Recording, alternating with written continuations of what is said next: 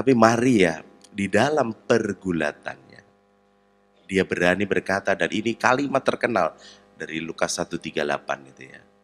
Ecce ancilla Domine fiat mihi secundum verbum tuum. Yang artinya, sesungguhnya aku ini hamba Tuhan, terjadilah padaku menurut perkataan.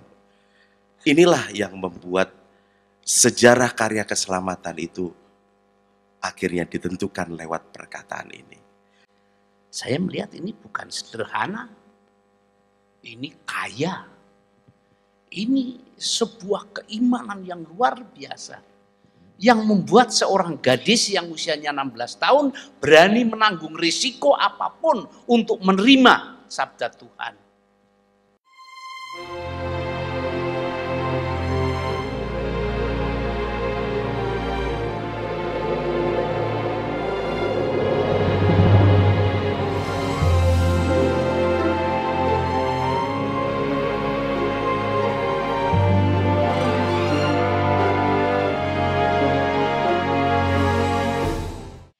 Berikan tepuk tangan kepada moderator dan pembicara kita. Kami persilahkan untuk langsung saja Ajeng memandu acara talk show kali ini. Selamat malam semuanya, apa kabar? Salam sejahtera dalam kasih Kristus. Pada ngantuk gak nih? Sudah jam 7 malam? Kita akan langsung memulai dialog kita.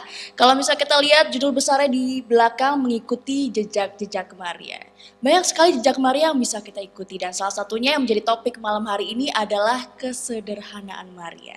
Nah, coba kalau misalnya kita bayangkan, Maria diutus dan sudah ditakdirkan untuk melahirkan seorang juru selamat. Ini sesuatu yang sangat megah.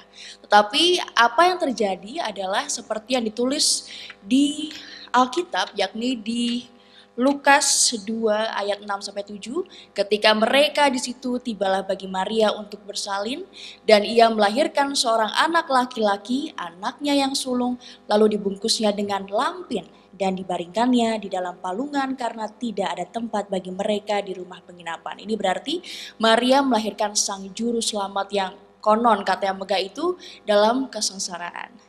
Nah, di samping saya sudah ada dua narasumber. Mungkin Anda sudah tahu siapa saja narasumber saya dan Anda malam hari ini. Di sebelah kiri saya sudah ada Romo Susilo Wijoyo Projo. Beliau beraktivitas di Komisi Liturgi KAJ dan Pastor Paroki Santo Matias Rasul di Kosambi. Selamat malam, sudah siap? Sudah siap. Dan di samping kanan saya sudah ada Bapak Adi Kurdi, mungkin suka lihat di televisi. Ya, beliau adalah aktor dan juga pengajar, betul? Ya, dan sekarang sibuk mempersiapkan opera Tan Malaka di pentas di Festival Salihara. Oke, kita akan ngobrol bersama secara santai mengenai kesederhanaan Maria. Boleh diambil? Nanti ini ya, mic ya. Kita akan ngobrol dengan Romo Susilo Wijoyo untuk pertama kali ya nih. Kita melihat sosok Maria. Mungkin Anda di sini setuju Maria sederhana? Ada yang setuju? Setuju. Nah, kalau misalnya menurut Romo Susilo Wijoyo sendiri, Maria digambarkan begitu sederhana, dan para hadirin sendiri juga sangat setuju bahwa Maria adalah sosok yang sederhana.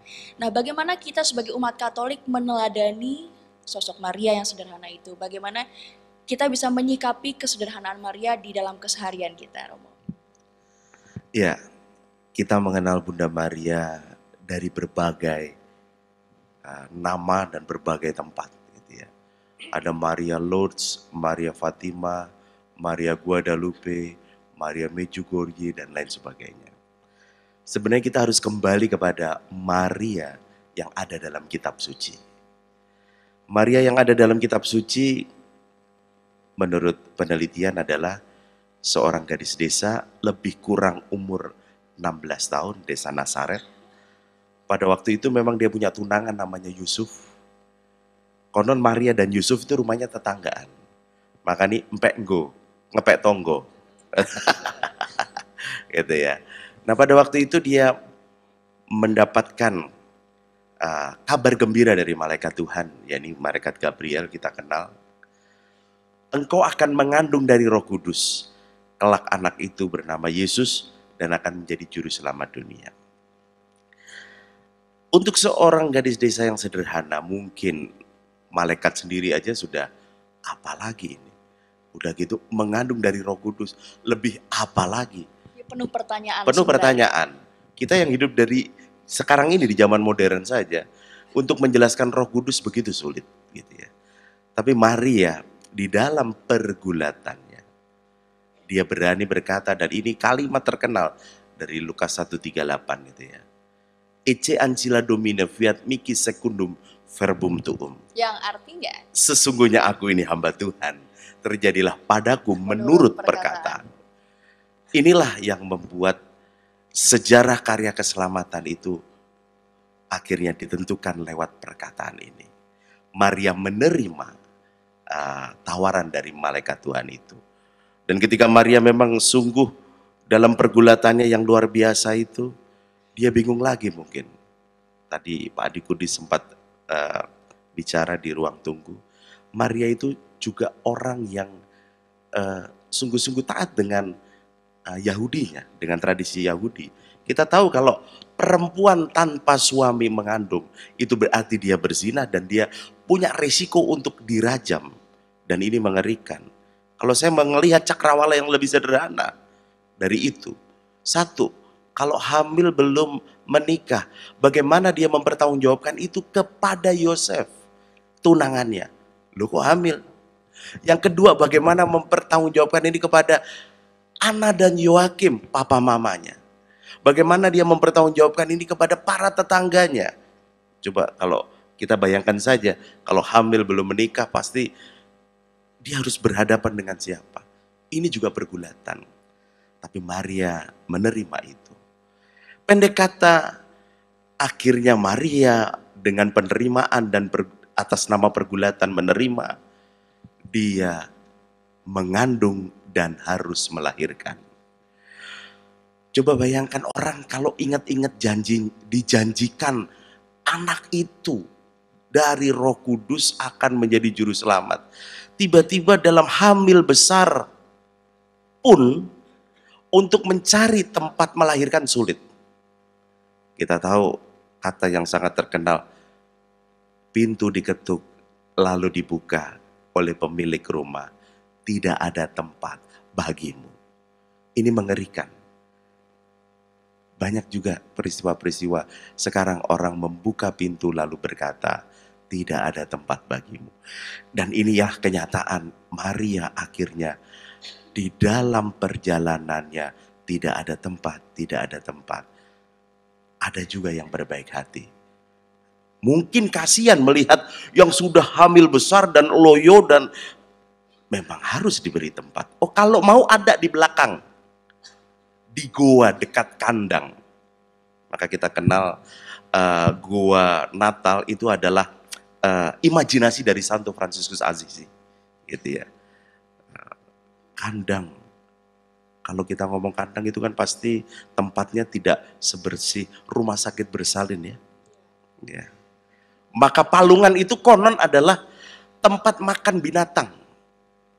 Lalu diberi jerami, lah biar hangat. Lalu Maria hamil di situ, melahirkan di situ.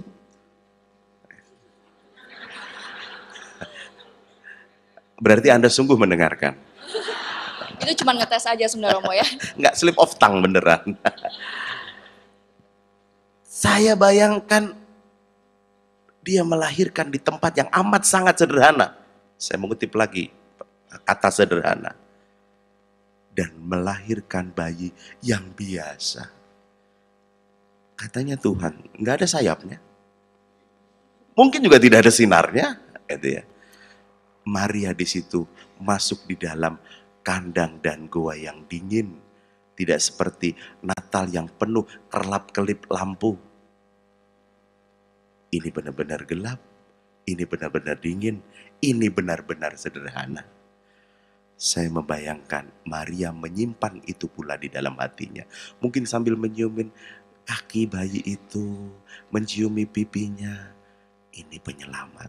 Walaupun aku lihat bayi biasa juga.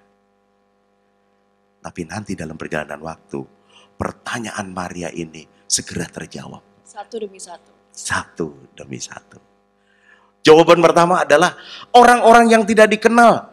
Dari yang paling sederhana para gembala, tiba-tiba datang ke situ dan menyembah. memberikan pujian kesederhanaannya.